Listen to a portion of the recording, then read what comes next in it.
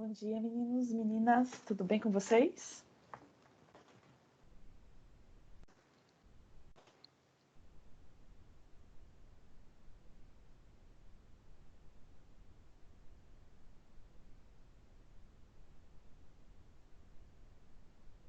Vocês conseguem enxergar a tela do PowerPoint, pessoal? Alguém pode responder para mim, por gentileza? Sim, professora. Sim? Então, tá bom. Gente, então assim, olha, a gente está caminhando na aula de hoje para a nossa última entrega do bimestre, né? Então, eu vou tentar trabalhar com vocês esses dois assuntos. Se ficar claro, a gente encerra hoje, que seria a data correta. Se não, a gente retoma ele na semana que vem, tá bom? Nós, professores, recebemos instruções ontem de que as provas bimestrais vão acontecer de maneira remota também, fora a semana que vem na próxima, tá? Então, a gente tem um encontro ainda quarta-feira, antes das provas acontecerem.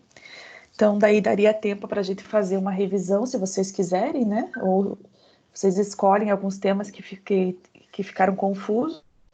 Senão, a gente começa as aulas do próximo semestre na semana que vem, tá bom?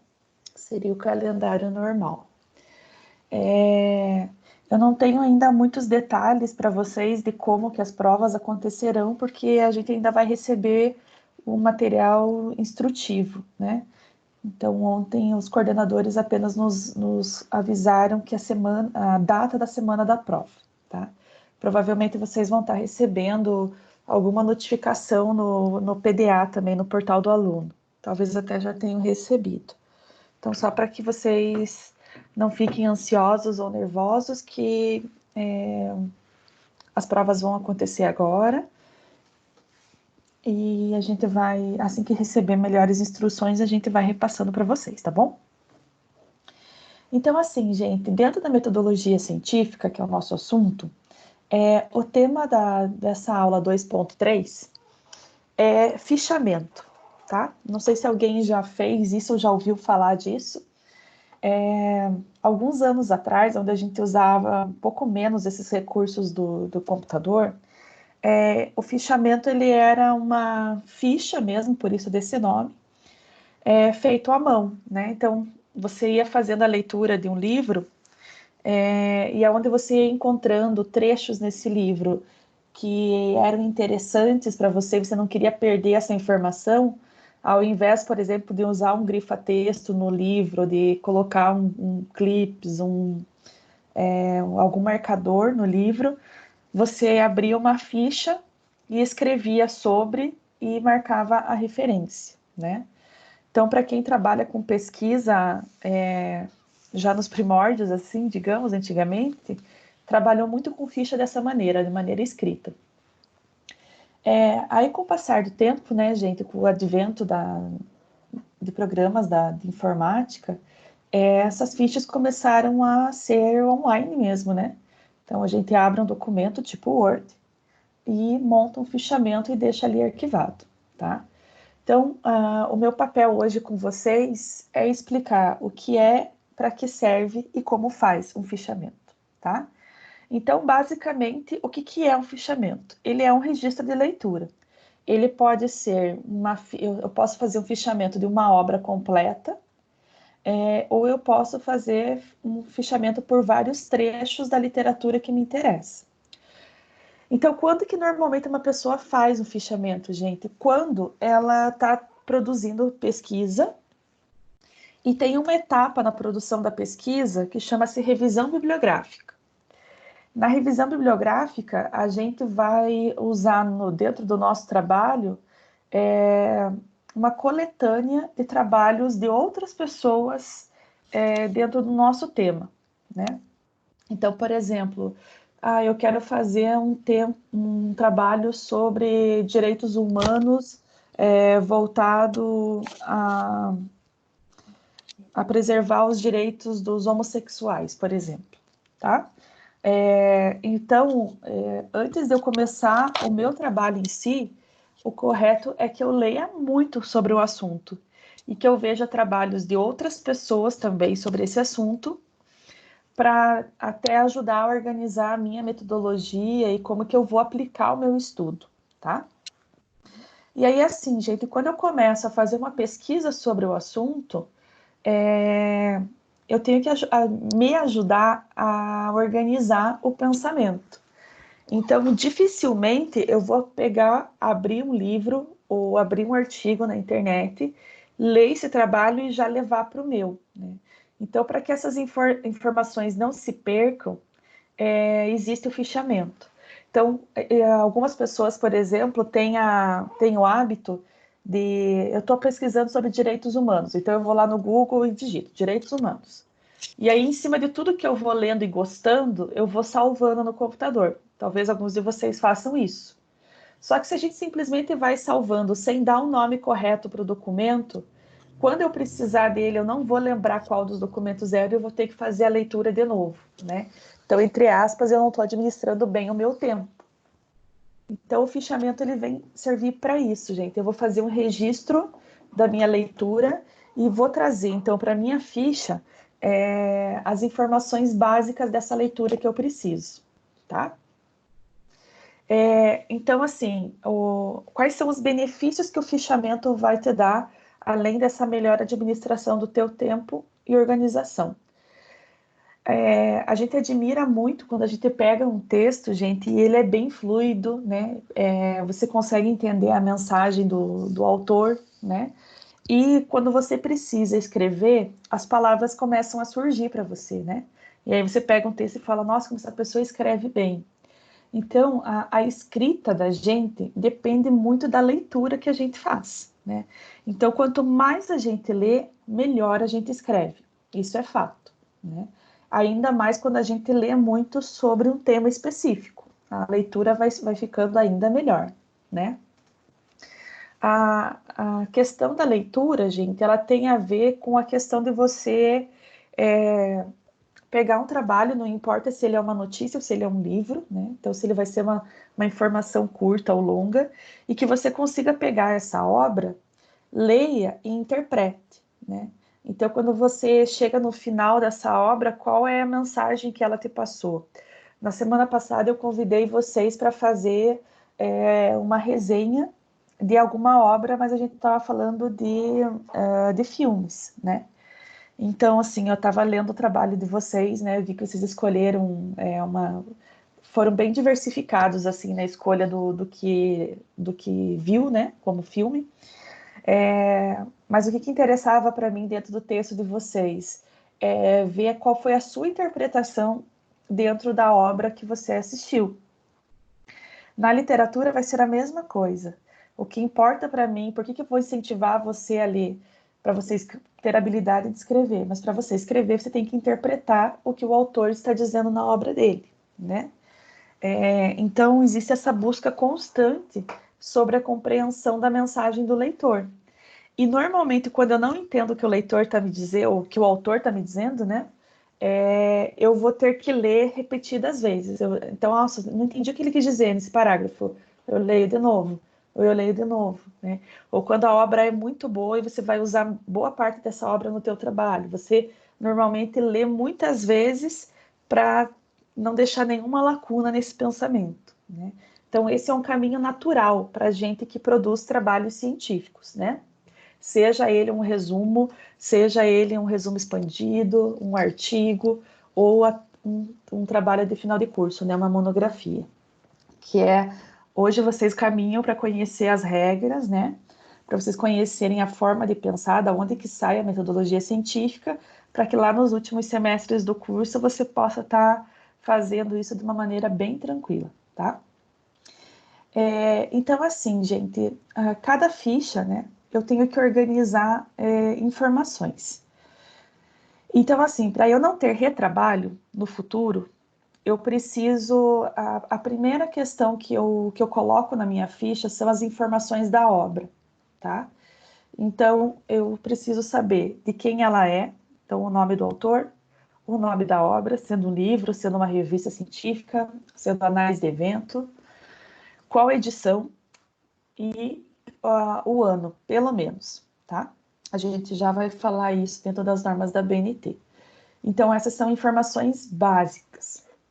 Por quê, gente? Porque se eu estou lendo uma obra e eu estou, entre aspas, né, me apropriando das ideias desse autor para trazer para o meu trabalho, eu não tenho esse direito, eu não tenho esse direito concedido pelo autor de eu usar a obra dele livremente, né? Todos os livros ou revistas vêm com um adendo dizendo que ele tem direitos autorais sobre essa obra. Então, para eu poder falar sobre as ideias dele, do texto original dele, eu vou ter que citá-lo, né? E para citar, eu tenho que usar o nome do autor e a data da publicação dele, e lá no final do meu documento vai ter um item chamado referências bibliográficas. E nessas referências eu coloco todas as informações da obra para dar rastreabilidade para o leitor do meu trabalho e encontrar a obra original. Tá dando para entender o que eu estou dizendo? Tá, sim. Tá? Tá. Então tá bom. Sim. Então, as duas informações que compõem uma ficha é a informação da obra e logo na sequência a informação que eu encontrei nessa obra e que me interessa, né?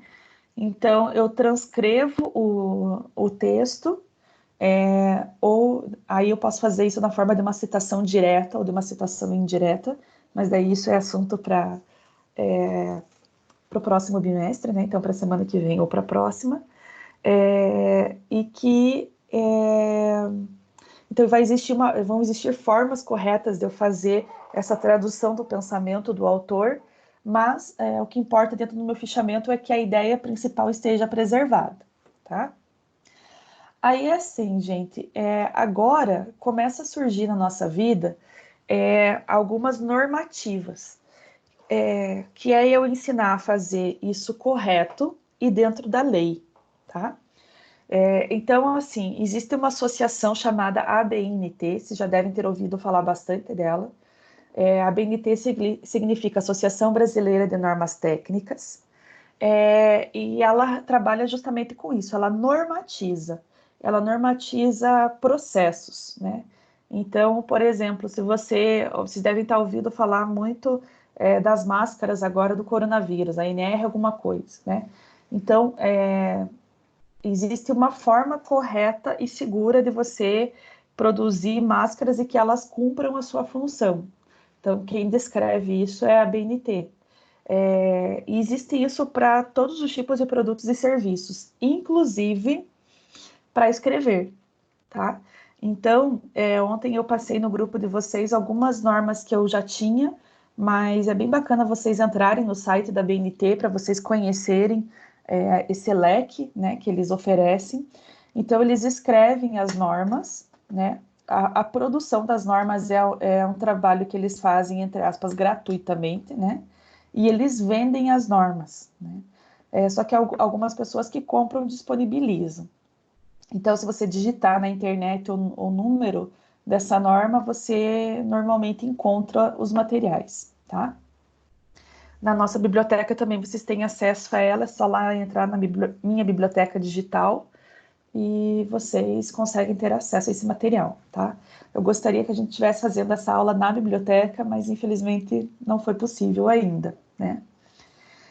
Então, assim, gente, a partir da aula de hoje, essas normas vão fazer parte do nosso dia a dia e das outras disciplinas que vocês vierem a ter também. Então, o ideal é que a partir de agora, todo o trabalho que os professores peçam para vocês, a não ser que eles especifiquem outras normas, o certo é que vocês usem as normas da BNT, para que quando vocês chegarem lá no TCC, essas normas já façam parte do dia a dia de vocês, tá? E daí, assim, gente, para cada item do trabalho, vai existir uma norma específica, tá? Então, só deixa eu puxar esse slide aqui para frente, que acho que vai ficar mais lógico para vocês. Então, não sei se vocês lembram, mas nas semanas anteriores a gente já falou com relação a esse ordenamento de trabalho, né? Então, um trabalho científico, seja para nós um relatório de aula prática, ou um trabalho que um professor venha pedir, ó, hoje eu já vou pedir um para vocês, né? Então, a gente já vai trabalhar dentro dessa estrutura da BNT. Então, essa primeira norma que vai fazer parte do dia a dia da gente é essa 14.724, tá? A última atualização dela foi feita em 2011. Então, quando você for pesquisar como fazer trabalho acadêmico, você tem que ter acesso a essa norma desse ano. Se for de algum ano anterior, ela já é velha, já teve alguma atualização. Então, aí ela já não faz mais parte desse rol, tá? Então, a BNT é a NBR, então, né, a norma brasileira, o número dessa norma e aqui é a informação do ano em que ela foi criada. Então, o mais atual que a gente tem hoje é essa de 2011, tá? Aí, assim, gente, um trabalho, ele é uma divisão de uma parte interna e uma externa, né? Então, a externa é o que vai proteger o teu trabalho. Então, assim,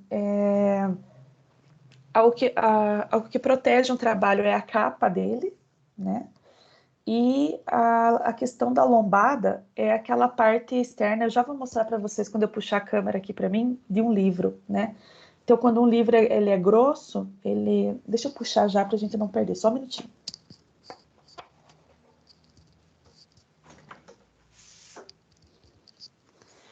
Vocês conseguem me enxergar, gente? Ou vocês estão vendo só os slides? Dá para ver a professora sim. Ah, então tá bom. Então, ó, gente, eu tô pegando aqui o livro da nossa disciplina, tá? Então isso daqui, ó, que tá por fora é a capa do trabalho, tá? E a lombada é essa parte aqui, certo? Não tô vendo. Então, assim... Hã? Não tô te vendo. Não? Não. Deixa eu tirar do modo apresentação aqui para ver se vem para mim. Você me enxerga agora? Não, ainda não.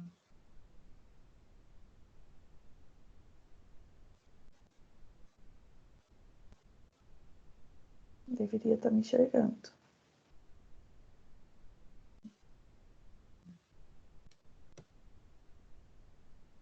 Nada?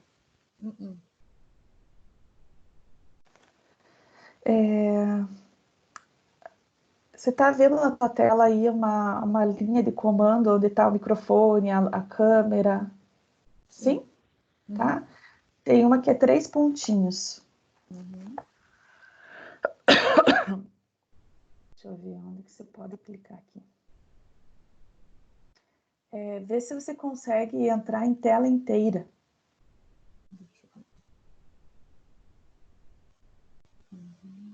Entrou, mas não aparece.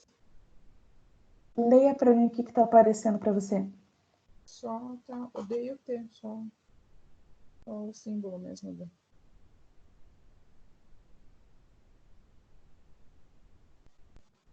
Alguém mais não está me vendo, gente? Agora sim. Assim? Então tá. Agora sim, tá?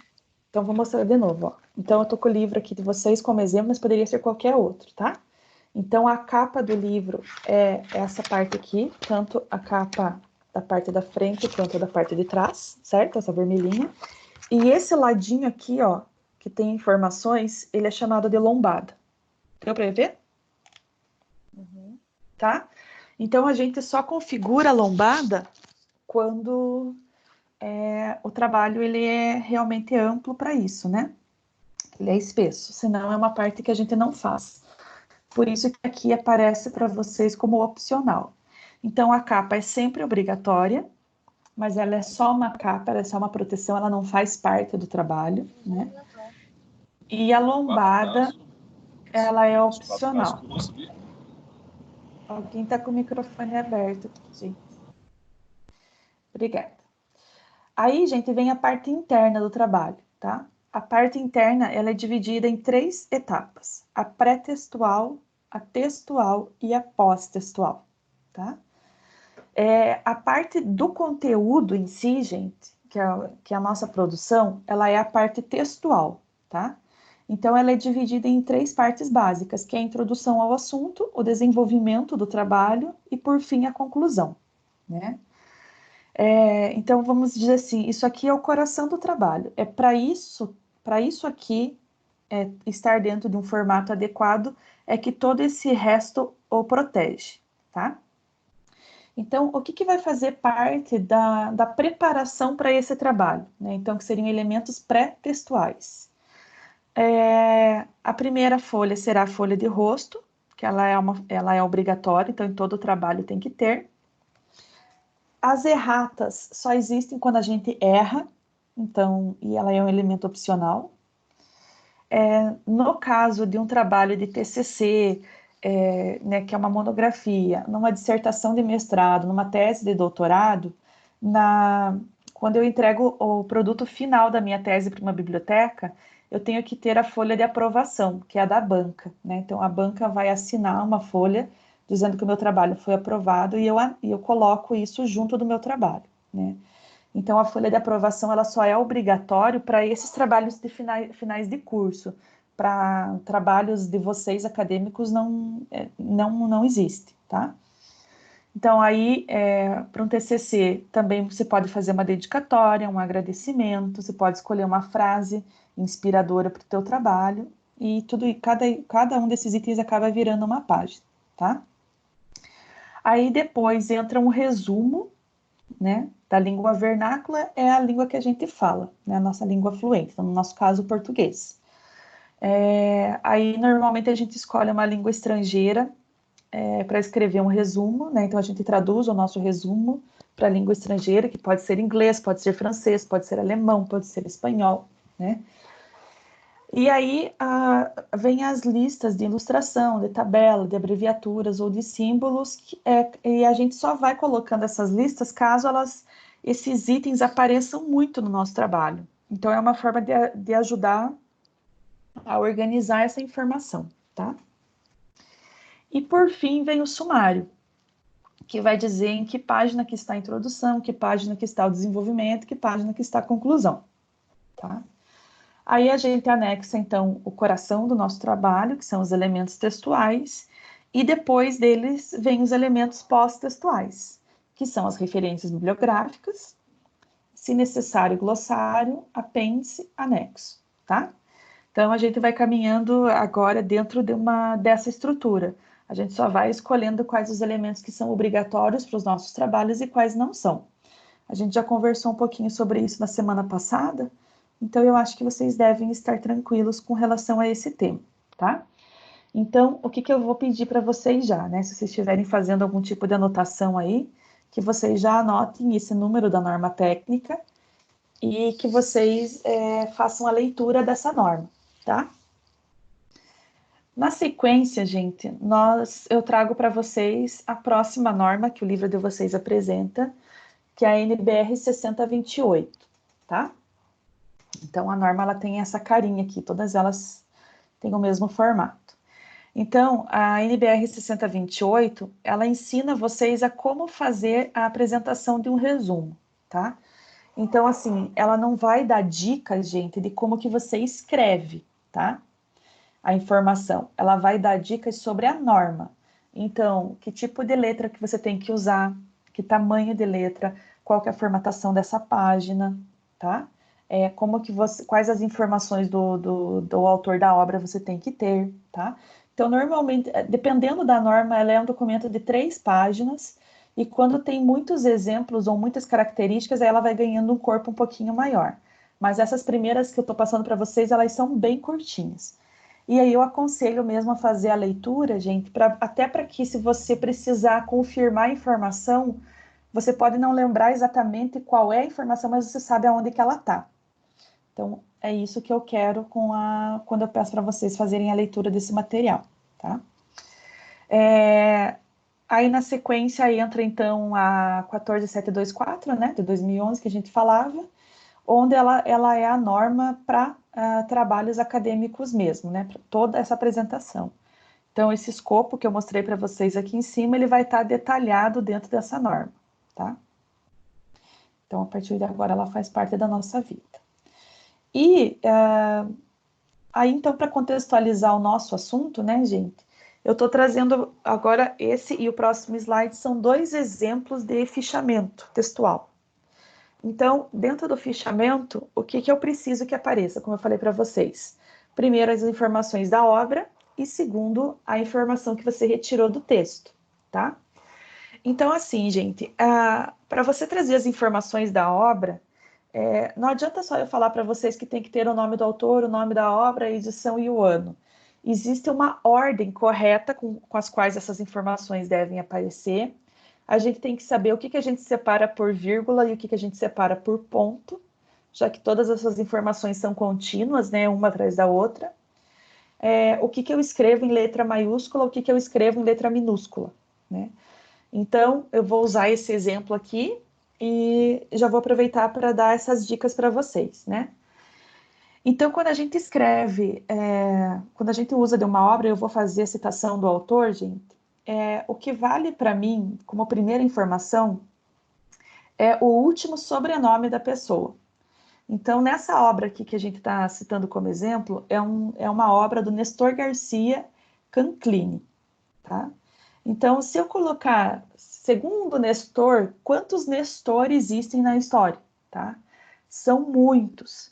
Então, a forma correta da gente designar o nome do autor é pelo último sobrenome dele. Então, dentro do meu texto, ele vai aparecer com a citação Canclini 2006, que é o ano que foi publicada a obra, tá? Mas na referência vai ter que aparecer ela completa, o nome completo do autor. Então, eu vou colocar o último sobrenome em caixa alta, né, todo escrito em maiúsculo, uma vírgula, e daí o nome e o primeiro sobrenome, caso exista, né, se não só o primeiro nome. Então, no meu caso, por exemplo, meu nome é Daiane Garabelli Trojan. Então, em todos os trabalhos científicos que alguém me cita, vai estar escrito Trojan, vírgula, Daiane Garabelli, tá? E isso vai servir para vocês também no futuro, quando vocês começarem a escrever e as pessoas começarem a citar vocês, tá? Aí, depois do nome, gente, eu coloco um ponto final, dou um espaço e continuo, tá? Qual que é a informação que eu preciso ter? É o nome da obra. Então, isso aqui, pela forma que está escrito, provavelmente é um livro, né? Então, está aqui o nome do livro, ó, Consumidores e Cidadãos, 2 pontos, conflitos multiculturais da globalização. Então, provavelmente esse é o nome que está na capa do livro, tá? Aí vem ponto, o ano, o local da publicação, então Rio de Janeiro, 2 pontos, qual foi a editora do material, vírgula, o ano, tá? Vocês vão ver nas normas da BNT que eles pedem também as páginas, tá? Então, aí, isso aqui que eu estou apresentando para vocês é a forma mais, vamos dizer, enxuta de você escrever uma referência, mas existem formas mais completas, tá? Então, aqui, por exemplo, para ser mais completo, deveria ter o número de páginas dessa obra, e se ela tiver mais de uma edição, se ela já foi reeditada, essa informação também precisaria aparecer aqui, tá? Mas então, basicamente, gente, é como que a norma foi escrita, e na sequência aqui, o que eu, como leitora desse livro, tirei de informações que eu vou usar no meu trabalho científico, tá? Então, aqui é a percepção do leitor dessa obra sobre as informações que são relevantes para que ele use no seu trabalho. Tá ficando claro isso para vocês, gente? Sim, professora. Sim? Então tá bom. Aí, assim, ó, vou mostrar mais um exemplo de fichamento, tá? Nesse caso aqui, gente, percebam, ó, ele já é outro trabalho, né? Então, é um trabalho de Carlos Estevão Martins. O nome do livro é A Questão da Cultura Popular, tá? Então, veja que as informações que estão aparecendo nesse fichamento aqui são as mesmas informações desse daqui e na mesma ordem. Autor, nome da obra, cidade, editora, ano, tá? Ó, nome do autor, nome da obra, cidade, editora, ano, tá?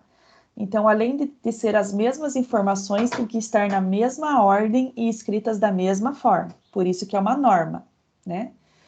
Só que nesse caso que eu estou mostrando para vocês aqui, veja que foram escolhidos 3 tópicos diferentes e a pessoa colocou a página do livro aonde essa informação apareceu, tá? Então, assim, para que ela fez isso, gente? Se ela precisar voltar no livro, ela não tem que ler o livro inteiro para encontrar informação de novo. Então, o fichamento já vai levar lá. Então, eu estou escrevendo sobre cultura popular. Nossa, mas aonde mesmo naquele livro que eu li sobre isso? Ah, eu pego o fichamento já vai dizer assim, tá lá na página 38. Então, eu volto no livro, volto na página, releio e toco a vida para frente. Ou a informação que eu precisava é justamente essa que está aqui. Então, com base nisso, eu já tenho aptidão para escrever sobre, tá? Então, perceba aqui, gente, aqui nesse primeiro exemplo que eu trouxe para vocês, o entendimento que a gente tem é que a pessoa leu o livro todo e do livro ela escreveu um resumo do que interessava para que ela possa usar essa informação para escrever o seu trabalho, tá? Nesse sentido aqui, ela já foi elencando ideias associado às páginas para conseguir ter essa rastreabilidade da onde voltar, tá? Aí o que eu vou trazer para vocês agora é um alerta, tá? E assim, eu fiquei com medo diante de alguns trabalhos que vocês me mandaram na semana passada, se vocês simplesmente pegaram um livro e entraram na internet e pegaram uma resenha já feita por outra pessoa, copiaram e mandaram para mim, ou se vocês realmente fizeram, tá? Daí você diz assim, nossa, professora, mas como que você está desconfiando da gente? Porque assim, pessoal, é a forma da escrita, né? A forma da escrita, ela é muito pessoal. Então, quando você olha um trabalho e você conhece essa pessoa, você já sabe a forma com que ela escreve e o que está escrito ali que não faz parte do vocabulário dela ou do jeito dela de escrever. Isso é um estilo, né? Então, o que vocês estão fazendo a partir de agora é começar essa vida, ou aqueles que já escrevem há algum tempo continuar. Então, por exemplo, quando vocês mandaram os trabalhos do resumo para mim lá, que eu dei o exemplo do evento do Covid, que vai ser semana que vem, eu já percebi isso, quem tem uma habilidade de escrever sobre o assunto e quem tem um pouquinho mais de dificuldade. Quando vocês escreveram o primeiro trabalho para mim lá sobre o rosto de Deus, eu também senti quem tem uma maior facilidade de escrever e quem tem maior dificuldade em fazer uma congruência das ideias, tá? No trabalho da semana passada, alguns ficou muito nítido que vocês pegaram trechos prontos da internet. Só que como eu não tinha conversado sobre esse assunto com vocês, eu não me achei no direito de zerar trabalhos, né? Então, o que eu estava avaliando é se você tinha aptidão para escrever uma resenha, né? Então, eu fui nas ideias da resenha. A partir de hoje, eu já não aceito mais trabalhos que eu desconfie, né? E assim, gente, sobre a desconfiança de produção científica, existem vários programas na internet, vários softwares que eles identificam o plágio, né? O que é plágio? É quando eu copio e colo uma ideia, tá? E isso os programas identificam pela junção das palavras, tá? Então, a gente tem acesso a esse programa de plágio como professor, e lá no TCC, por exemplo, ele é uma das etapas do trabalho. Junto com o manual de TCC, vai existir o manual anti-plágio, explicando para vocês que isso pode ser uma reprovação direta e que vocês podem responder criminalmente por estar fazendo isso. Porque quando você copia e cola, gente, você não está me enganando como professor, né? Eu tô, em vez de eu fazer o trabalho, eu vou pegar o trabalho que já está pronto e vou mandar para a professora Daiane para ela me dar nota. Com isso, você não está me enganando, você está enganando o autor que escreveu a resenha original. Tá?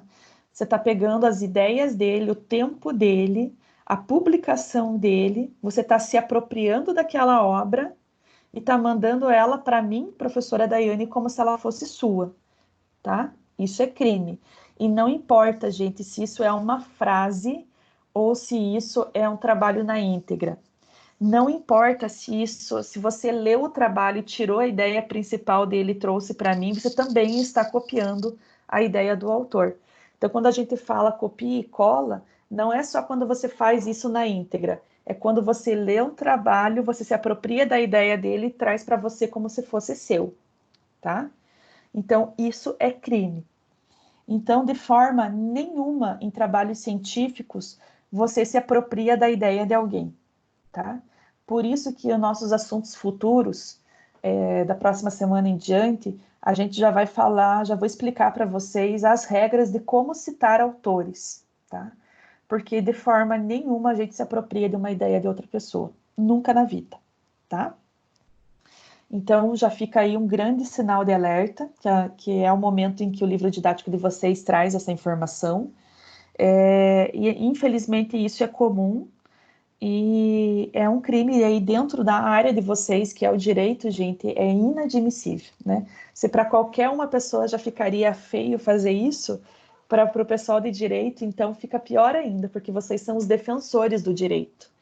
Então, nunca, nunca, nunca, nunca na vida se apropria do trabalho de alguém, nem da ideia de alguém, tá?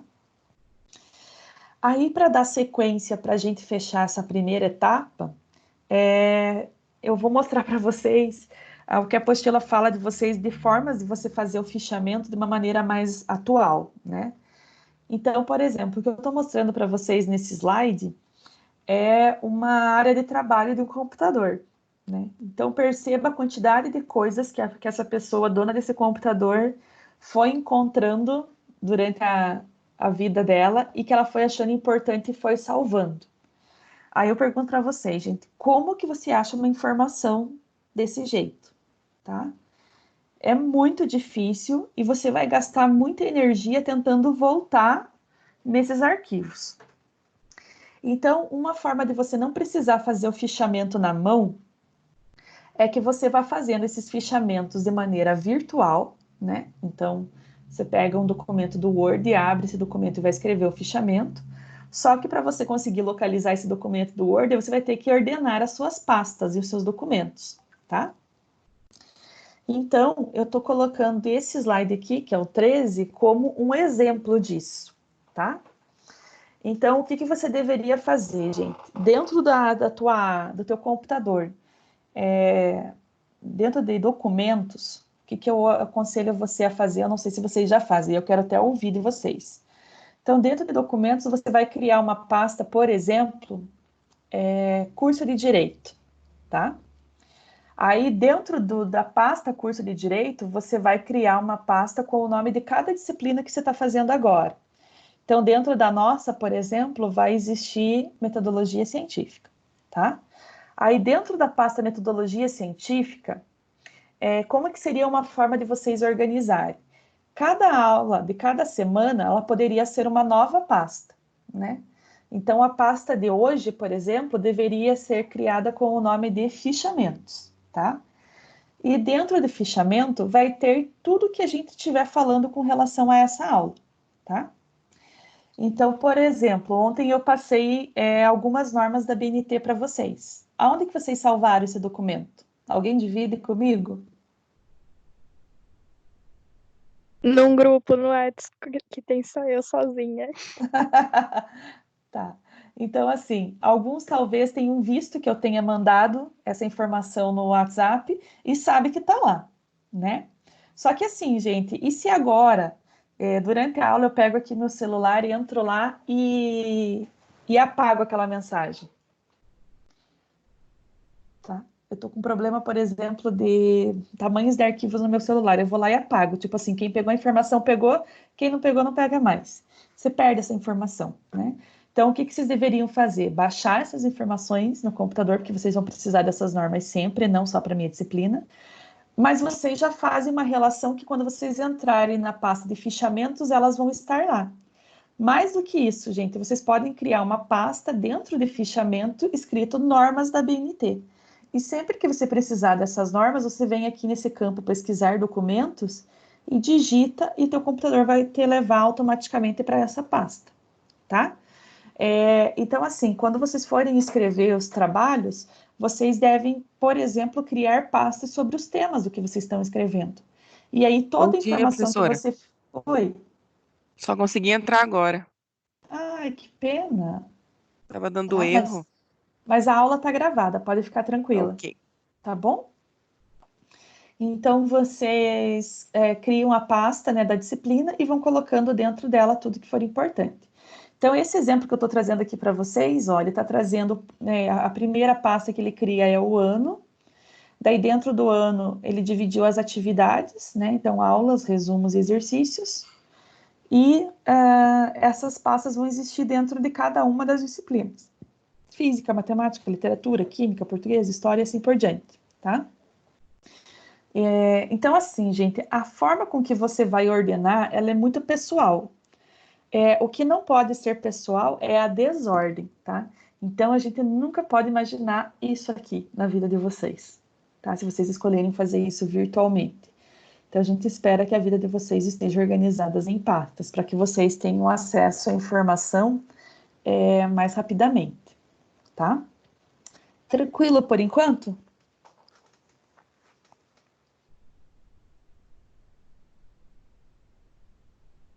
Espero que Sim. sim. Então, tá bom. Sim, Então, professor. eu vou falar mais um pouquinho com vocês de outras normas, tá? Que aí já entra, então, nessa segunda, no último capítulo do nosso livro, né? Que é o 2.4, do nosso bimestre, desculpa. Tá? Então, aqui nós terminamos a unidade 2. Então, eu trago para vocês aqui a NBR 6028 e a 6023, tá? Então, a 6028, gente, ela traz todas as normas que eu preciso ter para escrever um resumo, tá? Então, volto a dizer para vocês, ela não vai ensinar vocês como escrever o resumo, ela vai dizer em que normas que esse resumo tem que estar, tá? E na sequência, eu trago aqui para vocês informações sobre a elaboração de referências, tá? Que é assunto de hoje, que está dentro da norma 6023. Tá? Então, são normas diferentes. E a última norma que aparece para nós e vai nos acompanhar é a norma 10.520, né? 10.520, que ela explica sobre citações em documentos, tá? Essa última especificamente eu quero trabalhar com vocês a partir da semana que vem, tá? Mas as demais eu quero hoje, tá? Aí o que eu vou fazer agora com vocês, gente? Eu queria que vocês baixassem essa norma que eu mandei para vocês ontem. Eu vou dar uns minutinhos para vocês fazerem uma leitura dessa norma, tá? E eu não queria que vocês desligassem daqui. Aí a gente volta a conversar sobre a norma 6028 de resumo, e aí eu vou passar a atividade da semana para vocês, tá bom? Pode ser assim?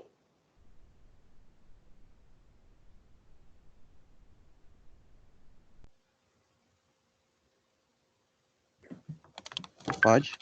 Pode? Então, assim, ó, só vou pausar aqui o meu microfone e vou eu preciso tomar um medicamento bem rapidinho, e aí eu já volto para cá para dar assistência para vocês. Então, eu estou contabilizando aqui, gente, agora são 9h15, tá? 9h30, eu volto com vocês com o microfone ligado. Até se vocês quiserem também tomar uma água, banheiro, alguma coisa, fiquem à vontade, tá?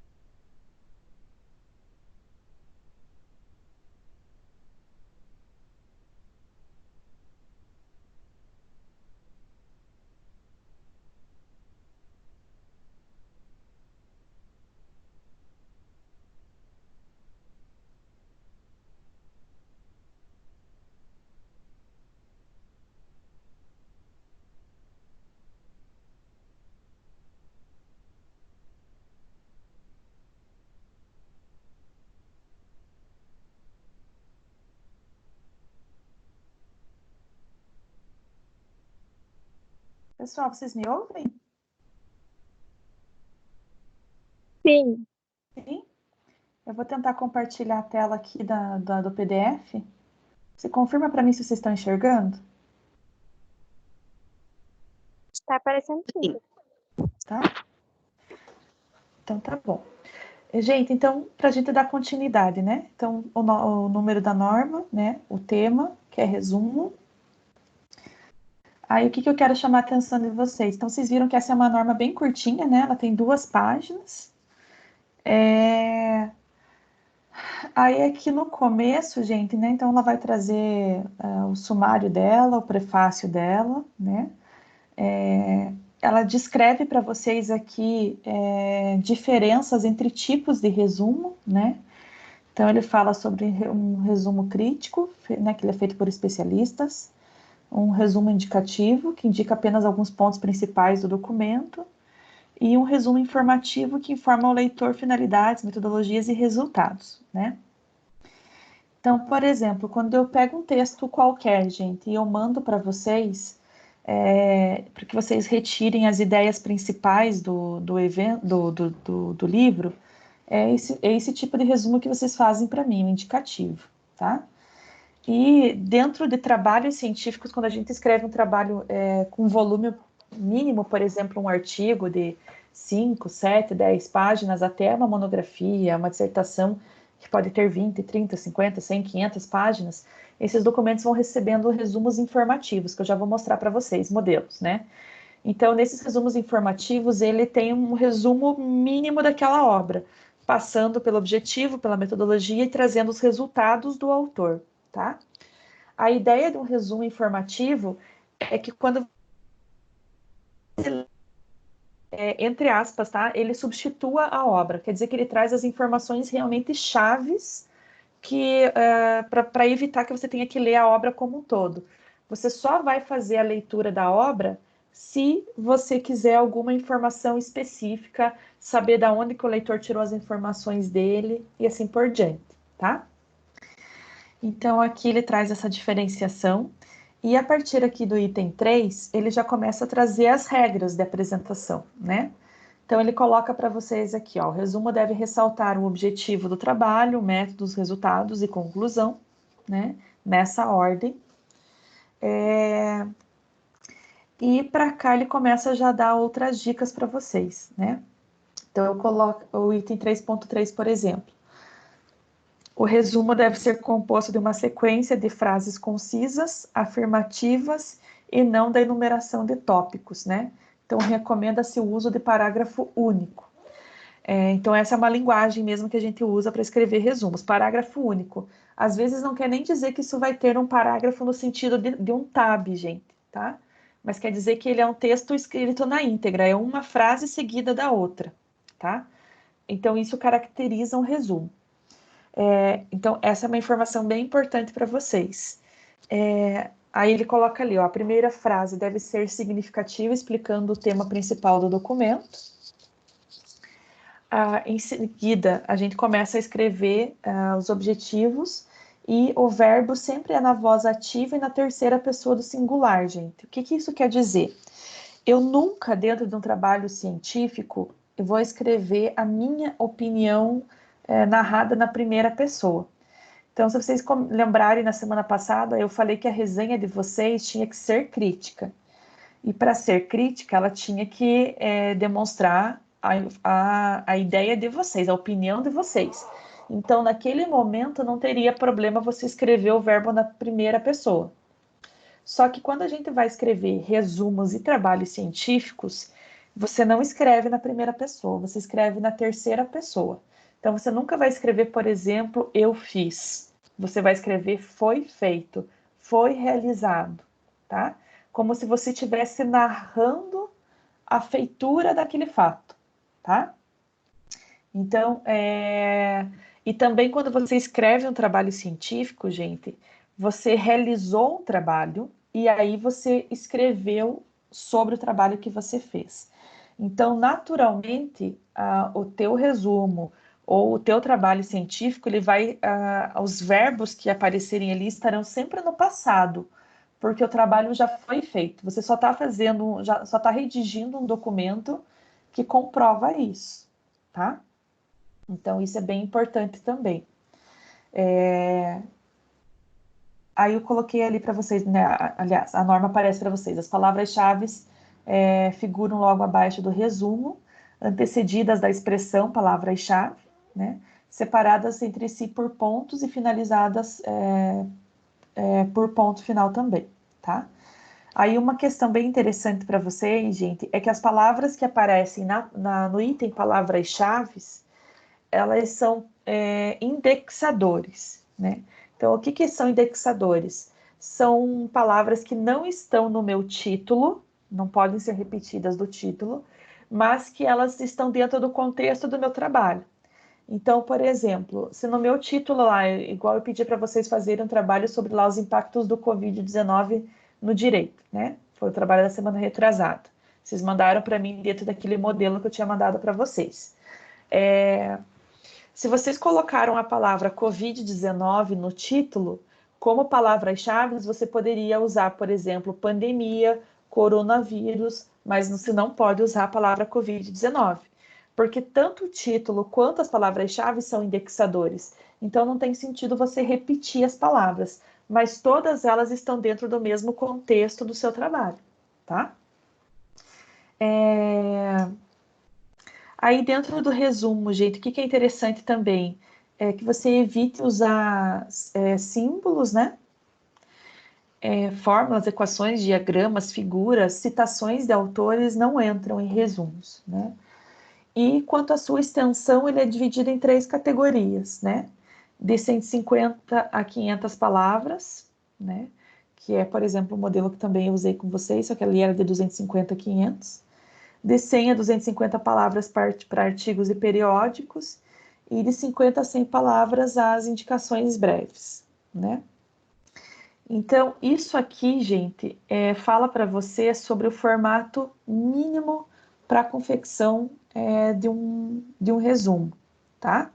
Se vocês pegarem a norma da BNT, que fala sobre trabalhos científicos, ali vocês vão ter informações sobre formatação de página, por exemplo, tá? Deixa eu voltar aqui que fugiu a minha tela.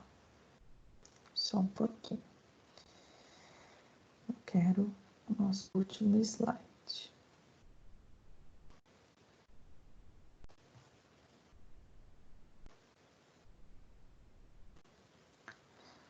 Vocês conseguem ver o último slide da nossa apresentação, gente, que está escrito resumo ABNT?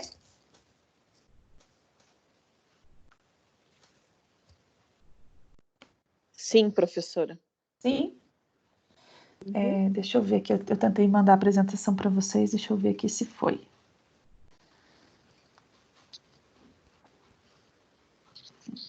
Não, tá indo ainda. Pessoal, então assim, ó, eu vou tentar abrir esse arquivo aqui, vamos ver se ele abre. Esse link que eu estou colocando aqui, eu já vou mandar para vocês no grupo. Eu acho que ele não vai abrir aqui. Deixa eu mandar o link no grupo. Ele é um link, gente, de anais de um evento chamado CIJA, que é um evento que acontece todos os anos no direito aqui na Unopar, tá? Então, eu peguei ele como exemplo para vocês, para a gente trabalhar dentro do nosso contexto de aula de hoje. Ó, eu acabei de mandar esse link para vocês no grupo do WhatsApp. Vocês abrem ele, por favor?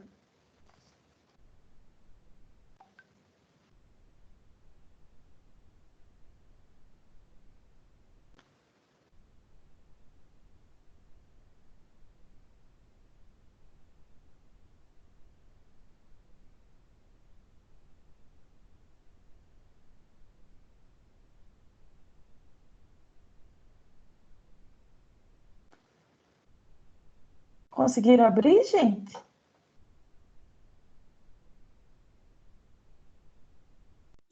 Sim. Sim? Tá? Professora. Oi, pode falar. Sim, certinho. Hã? Sim, sim. Sim? Tá. Então, aqui, gente, esse aqui é o CIJA do ano de 2018, tá? Ele foi o primeiro material que está catalogado desse evento, tá? E aí percebam, gente, que... Deixa eu só puxar aqui para baixo, tá? Então, veja que ele vai aparecer o sumário, né, no decorrer do documento, e vai ter no sumário, então, quais são os resumos que foram publicados ali. Então, por exemplo, né, vou ler alguns títulos aqui para vocês. Retenção da Carteira Nacional de Habilitação. O outro, qual a postura e quais as medidas cabíveis para se julgar o psicopata no direito penal? Outro, Constituição e Democracia. Outro, posse e porte de arma. Outro, seguro de pessoas, históricos e conceitos. Estão vendo isso? Uhum. Então, aqui é o sumário. Então, o que eu quero pedir para vocês, né? A ideia era que vocês escolhessem o título que mais te inspira, né? Para que você leia esse documento, tá? Eu vou mostrar a estrutura para vocês do primeiro que está aparecendo aqui, que para mim, né, é retenção da Carteira Nacional da Habilitação, tá? É um artigo do Fábio e da Nayara. Então, veja o seguinte, gente, ó, o resumo como está escrito, né? Então, eu vou ler isso para vocês só para a gente identificar essas partes que a gente acabou de ver no resumo. Então, ali, ó, trata-se da análise de formas que o credor, através da demanda judicial, utiliza para cobrar a dívida do devedor por meio de medidas atípicas com foco de retenção da carteira de habilitação, tá? Então, aqui ele já está dizendo a ideia inicial do objetivo, tá? Do objetivo do trabalho.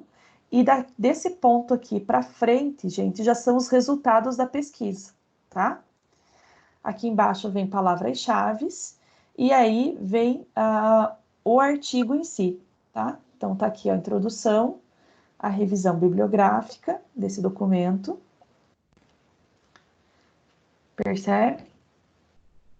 Então, estou seguindo aqui as páginas. Retenção da carteira, né? Tá divididos em tópicos.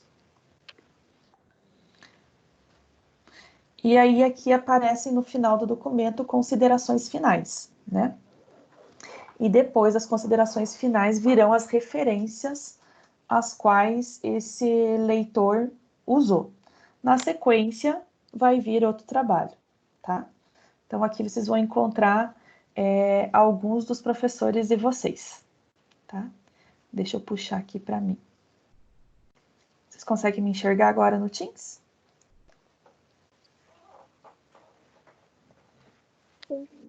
Sim? Então, assim, pessoal, o que eu quero pedir para vocês hoje?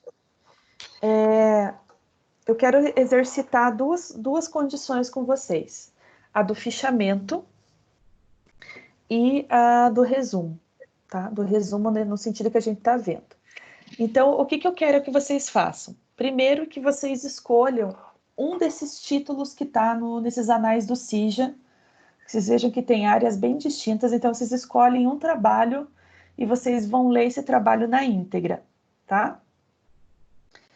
Daí, desse trabalho, gente, vocês vão escrever um resumo para mim dentro dessas normas da BNT, tá?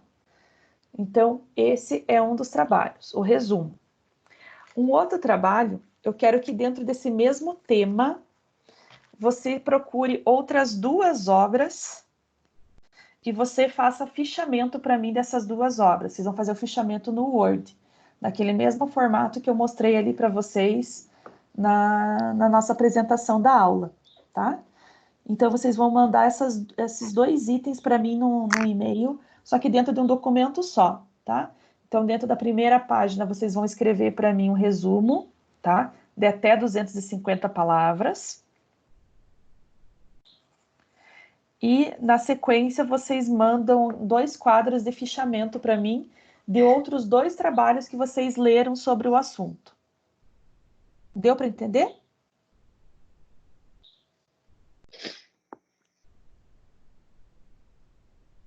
Sheila, manda.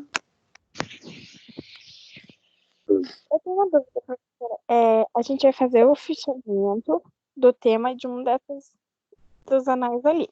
Uhum. Aí a gente vai fazer o resumo de até 200 50 palavras.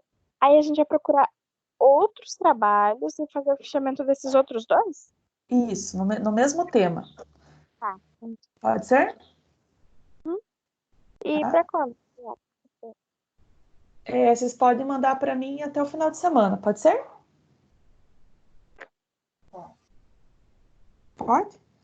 Tá? Nesse tempo remanescente da nossa aula, eu acho que dá para vocês fazerem o resumo já. E aí vocês já procuram outros 2 artigos para fazer o fichamento. Beleza? Beleza. Gente, então assim, ó, só que o que eu vou pedir para vocês? Que vocês façam ele, então, na norma do resumo, tá? E que vocês façam também dentro das normas de trabalho científico, tá? Aí, assim, eu já dei as dicas ali de como você escrever as referências, né, da obra. Isso também está nas normas que eu mandei para vocês ontem. Então, por isso que ele vai demandar um pouquinho de estudo, tá? Na semana que vem, gente, no nosso, como eu falei para vocês no início da aula, é a nossa última aula antes da nossa prova. Então, assim, o que eu planejei para a aula da semana que vem é pegar situações específicas de normativa, né? Então, por exemplo, como que eu cito um livro, né? Como que eu cito um site da internet? Como que eu cito anais de eventos? Então, eu vou pegar algumas coisas específicas para trabalhar isso com vocês, tá? Então, mas eu queria que esse trabalho que vocês vão mandar para mim por e-mail já esteja dentro das normas da BNT. Por isso que eu mandei as normas para vocês e estou pedindo para que vocês façam a leitura, tá?